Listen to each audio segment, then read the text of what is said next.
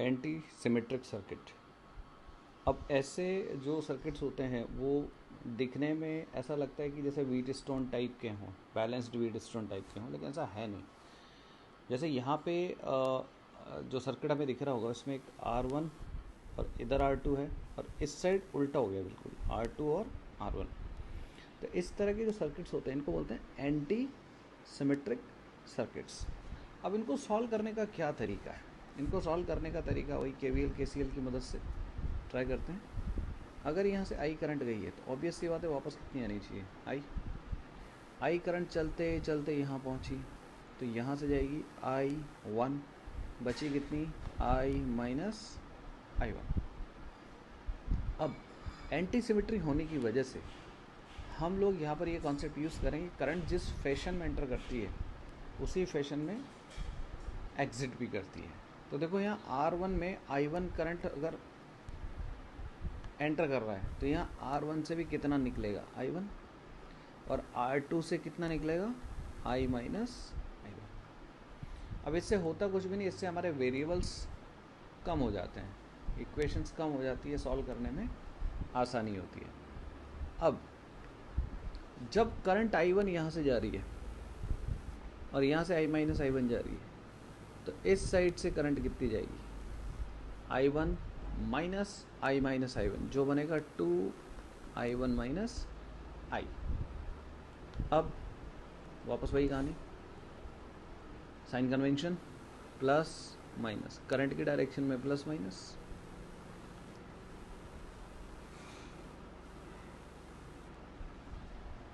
और अब Kirchhoff's voltage rule, पहला लूप में ये ले रहा हूँ इस डायरेक्शन में, दूसरा लूप में ये ले रहा हूँ। Now we are starting from point this, ये जो येलो डॉट किया गया है यहाँ से हम स्टार्ट कर रहे हैं and moving in clockwise direction.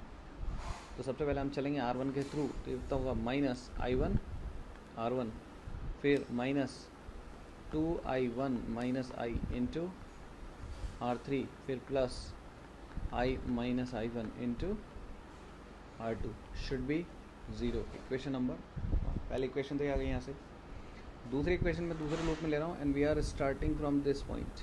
ये लेट्स से पहले वाले का नाम A था, B ले लो, B से स्टार्ट कर रहा हूँ और क्लॉकवाइज में चलते हुए वापस B पर ही आना KVL के अकॉर्डिंग। चलो B से, ये बनेगा minus I minus I1 into R2, फिर आगे बढ़े अपन प्लस I1 इंटू R1, फिर plus 2I1 minus I into R3 बराबर 0। This is equation number 2।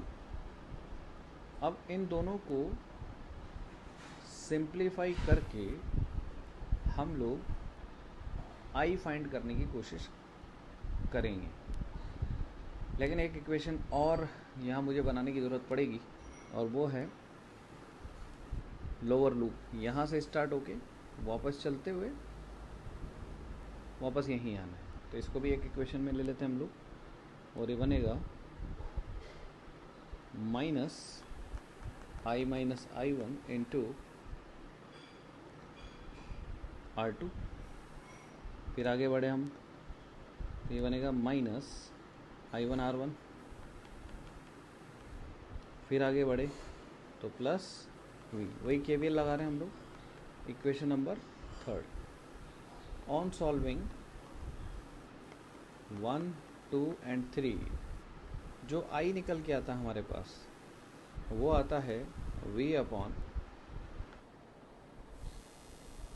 यह आता है R1 R3 प्लस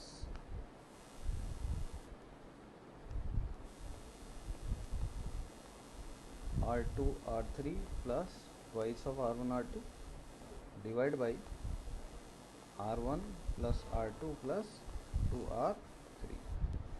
अब अगर मैं इसे लिख दूँ V अपॉन I तो वही मेरा R इक्विवेलेंट होगा, V upon I R equivalent होगा, और वो कितना बनेगा R1 R3 R2 R3 twice of R1 R2 upon R1 plus R2 plus 2R3।